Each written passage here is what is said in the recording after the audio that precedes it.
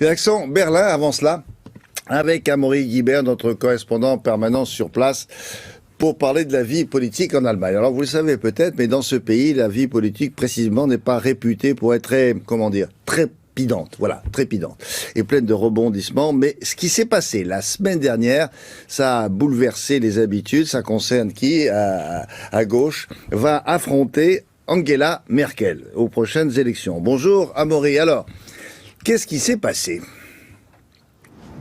Bonjour à toutes et à tous. Ce qui s'est passé, c'est que tout le monde s'attendait à ce que Sigmar Gabriel, le chef du SPD, le grand parti de centre-gauche allemand, soit candidat au poste de chancelier. Mais Sigmar Gabriel a surpris tout le monde en annonçant qu'il ne serait pas candidat et qu'il laissait sa place à Martin Schulz, celui qui vient de quitter la présidence du Parlement européen. Alors pourquoi ce retrait ? Sans doute parce que Sigmar Gabriel s'est rendu à l'évidence. Il était distancé dans les sondages par rapport à Angela Merkel, trop distancé pour espérer un retournement de situation. Et les militants de son parti, qui le respectent, n'étaient pas franchement enchantés par la perspective de sa candidature. La candidature de Martin Schulz, en revanche, suscite plus d'enthousiasme. Il est mieux placé dans les sondages, cela s'annonce beaucoup plus serré.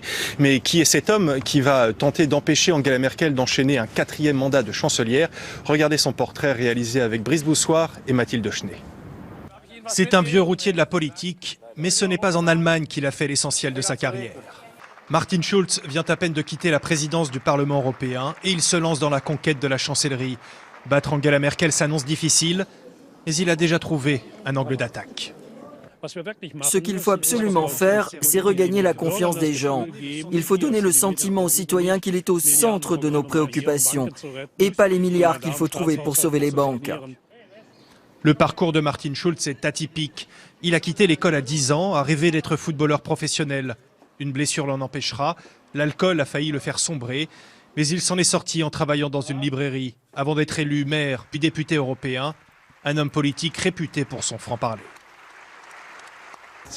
Ma mère disait toujours, notre petit Martin, il faut qu'il la mette en veilleuse.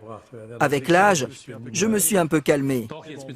Mais bon, vous voyez, je n'arrête pas. Il y a une chose sur laquelle Martin Schulz peut rivaliser avec Angela Merkel, c'est la stature internationale. Crise de l'euro, Turquie, Brexit, il a été de toutes les réunions. En Allemagne, en revanche, son expérience est plus limitée, mais lui compte très vite imprimer sa marque avec une certaine idée du compromis. Je vais faire en sorte que tout le monde comprenne bien ce que je veux. Et si cela doit heurter, ça doit se faire avec dignité. Une attitude plutôt inhabituelle sur la scène politique allemande et qui fait de Martin Schulz un adversaire redoutable pour Angela Merkel. Alors, depuis l'annonce de cette candidature, qu'en disent les sondages ? Vous imaginez, il y en a eu immédiatement. Amaury ? Il y a un sondage qui a retenu l'attention la semaine dernière. Il a été réalisé par la première chaîne publique et il plaçait à égalité Martin Schulz et Angela Merkel, 41% d'intention de vote pour tous les deux. Alors attention, en Allemagne, le chancelier n'est pas élu au suffrage direct. On vote d'abord pour des partis politiques, pour des députés qui vont ensuite élire le chancelier.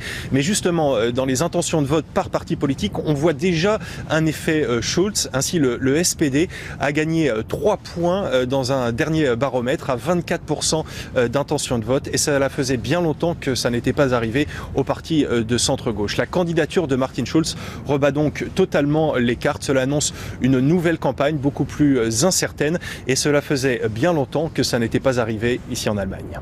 Merci Amaury, à bientôt cette semaine.